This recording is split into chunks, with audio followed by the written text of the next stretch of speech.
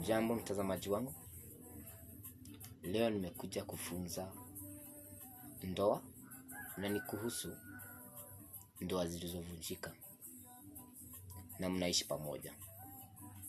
Hizi ndio visababu ambazo wanawake wako nazo. Ukitaka kujua mwanamke wako alikuacha kitambo lakini mnakaa na yeye.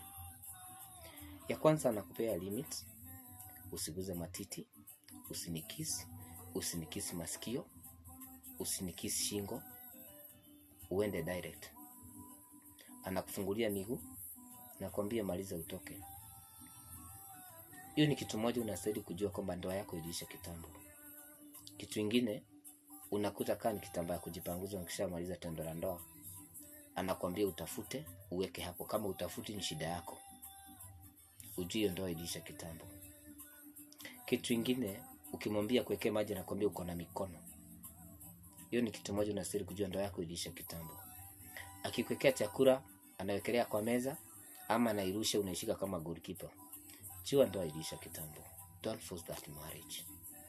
Akisema ni kuwa kama unakaa nyumba single, labda nataka kuogea kwa nyumba, anakuambia utoke hapo. Kama utoke hapo hataoga. Na juu unamhitaji usiku, inabidi utii. Unatoka aoge. Usipofanya hivyo, utafurahisha usiku. Kitu kingine, unakuta ukimwambia kitu anakwambia anajua atafanya. Hizo ni vile vitu zimefanya ndoa mingi zimevunjika saa hii na wengi hawajui na wanakaa ndani. Unangojea mtu abadilike.